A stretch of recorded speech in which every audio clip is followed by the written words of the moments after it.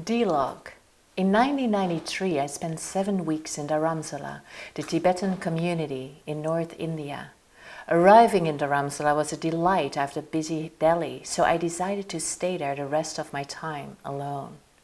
The first day there, I met Jampa Kelsang in the library of the monastery. He was a doctor in Tibetan medicine and astrology. When I told him I was studying Chinese medicine, he said, "Because Tibetan medicine is the mother of all medicine, I think you should know about the source of it." He was convinced that it was important for me to learn and for him to teach me. There was just a picture of the Dalai Lama on the wall and 2 little windows with small curtains, and outside there was the rain, the constant pouring monsoon rain, on the tin roof of the little green house next to the big monastery. Every afternoon at 2 o'clock I would sit there, after walking up the steep hill in the rain, across from this little Tibetan man, on the bed in the simple room. Carefully he would unwrap the Tibetan Tantras, the sacred medicine text, from the orange cloth with his small delicate fingers, arranging them in between us on the green wool blanket. The smell of Tibetan incense filled the room.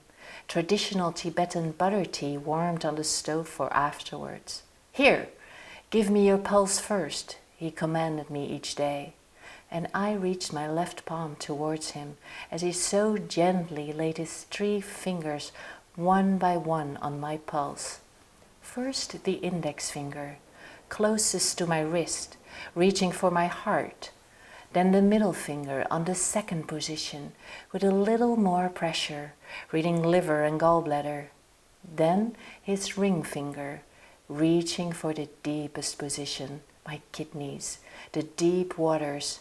With each finger I sensed him descending into deeper layers of me, precisely navigating through all there was to feel.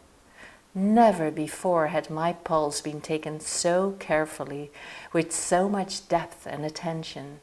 Jampa's focus was now on the D position, moving his ring finger slightly around, searching. I always wondered what he was looking for. His gaze on the wooden floor, his eyes moving back and forth from right to left, as if he was reading words rapidly from a book. In deep concentration, I felt my breath deepening with his, me descending with him, and I knew it was not about the physical, not the way my kidneys do their work, but about the deep wisdom stored in them, the wisdom that is stored in my bones, that connects me to my ancestry, to the deep, still timelessness, to that which I'm born for in the first place. He would then tilt his head a little more. And I knew he saw me, showing me, this is who you are, and these are the paths you can choose to take. So gentle, so loving, so wise. There was never a need to utter a word about it. Slightly, he would squeeze my arm before he pulled his hand away.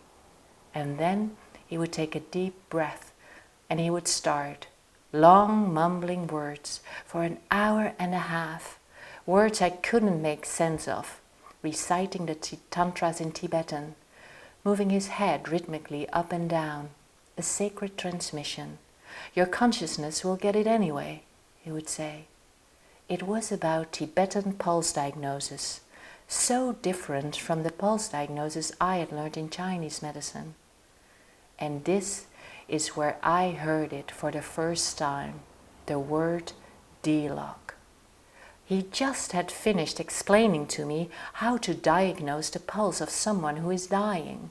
He told me how to predict the death of somebody at a great distance, how to feel someone's impending death in a pulse, in the harshness, the tempo, the squeezing out the last vestiges of the life force.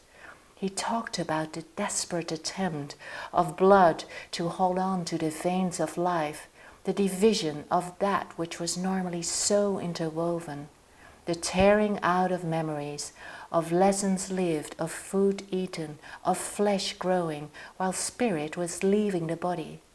the desperation of the soul wanting to leave. I could feel it all. The way he pictured it for me made it so palpable.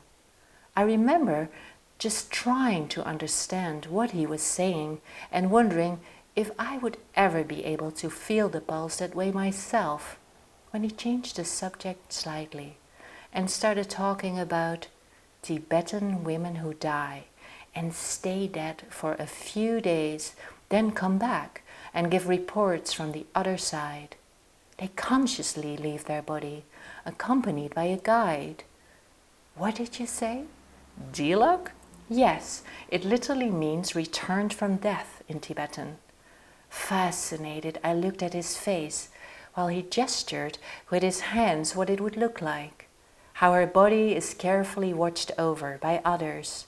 She just lies there, and the body doesn't decompose. There are no vital signs, no breath, no pulse, no warmth, for about 5 days.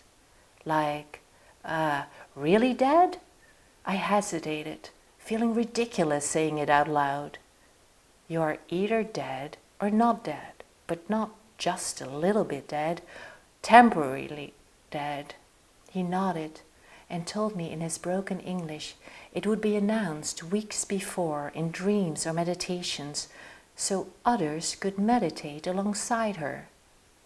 The Delog is a messenger, bringing questions from the community to the other side, to be able to report, to witness, bringing back important messages for family and the whole community, and just to get a deeper understanding about death and dying.